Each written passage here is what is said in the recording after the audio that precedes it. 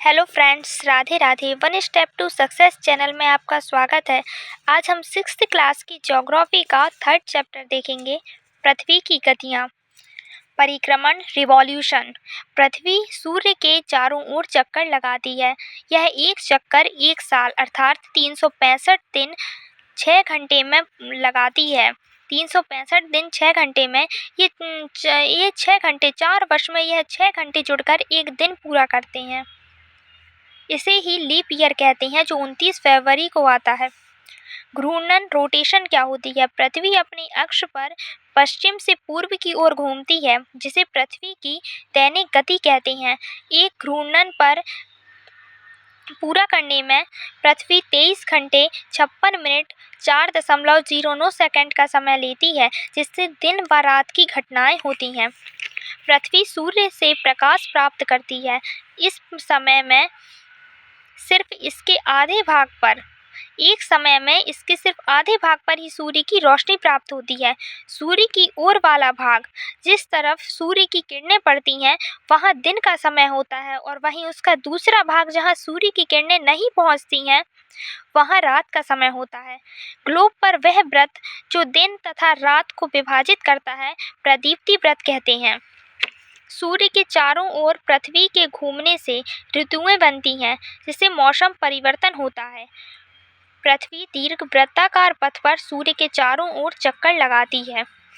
पृथ्वी का अक्ष एक काल्पनिक रेखा है, जो इसके कक्षीय सतह से 66.5 का कोण बनाती है। इस समतल को कक्ष के द्वारा बनाया जाता है, इसीलिए इसे कक्षीय समतल कहते हैं। आगे देखते हैं। उत्तरी अक्षांश। जब सूर्य की किरणें उत्तरी गोलार्ध पर पड़ रही हैं, तो यह सूर्य का ज़्यादा प्रकाश ग्रहण करेगा, वहाँ ज़्यादा ऊष्मा अथवा गर्मी होगी। 21 जून का समय सबसे लंबा दिन तथा सबसे छोटी रात होती है।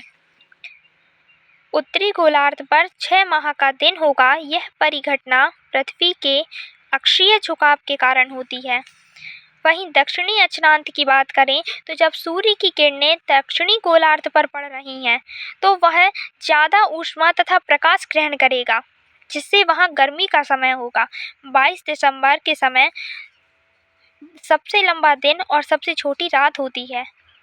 पृथ्वी की इस अवस्था को दक्षिणी अयनांत कहते हैं। ऑस्ट्रेलिया में ग्रीष्म ऋतु में क्रिसमस का पर्व मनाया जाता है। विषुव क्या होता है? 21 मार्च तथा 23 सितंबर को सूर्य की किरणें विषुवत रेखा पर सीधी पड़ती हैं। कोई भी ध्रुव सूर्य की ओर झुका नहीं होता है, इसलिए पृथ्वी पर दिन व रात बराबर होते हैं। इसे विषुव कहा जाता है। आगे देखते हैं। मानचित्र। हम मानचित्र के विषय में देखेंगे। मानचित्र के प्रकार तथा उसमें किन चीज़ों का प्रयोग होता है। पृथ्वी की सतह या उसके किसी एक भाग को जब कागज पर छोटे पैमाने से चित्र के रूप में बनाया जाता है, तो उस चित्र को मानचित्र कहते हैं। मानचित्र बनाने वाले विशेषज्ञ को कार्टोग्राफर कहते हैं।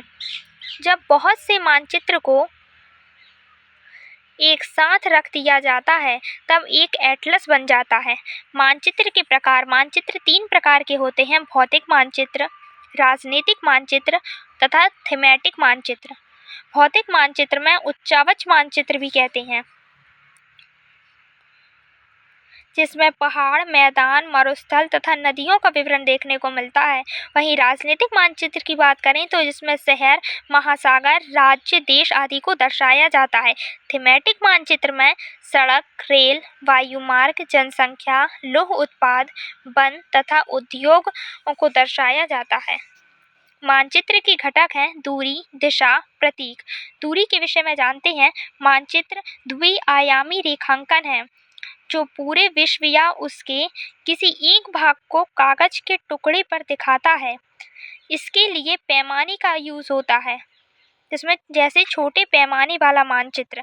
छोटे पैमाने वाले मानचित्र में छोटे मानचित्र पर बड़ा क्षेत्र दिखाया जाता है। वहीं दिशा की बात करें, तो मानचित्र में दिशा की जानकारी जरूरी है। उत्तर, दक्षिण, पूर्व व पश्चिम प्रधान दिग्बिंदु हैं। प्रतीक मानचित्र में भवन, सड़कें, वृक्ष, पुल, कुएं को प्रतीक की सहायता से दिखाते हैं। किसी देश या राज्य का मैप बड़े पैमाने वाला होता है। इसमें बड़े मानचित्र पर छोटा क्षेत्र दिखाया जाता है। जैसे भारत का मानचित्र।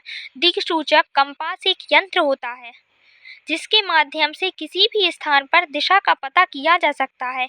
इसमें एक वृत्ताकार डिब्बी में एक चुंबकीय सुई लगी होती है। चुंबकीय सुई उत्तर दक्षिण दिशा की तरफ होती है। रेखा चित्र क्या होता है? स्मृति पर आधारित चित्र को रेखा चित्र कहते हैं। इसमें पैमाने की जरूरत नहीं होती है। खाका छोटे क्षेत्र को एक बड़े पैमाने में से दिखाया जाता है तो उसे खाका कहते हैं। चैप्टर कंप्लीट हो गया है, एक बार फिर से देखते हैं।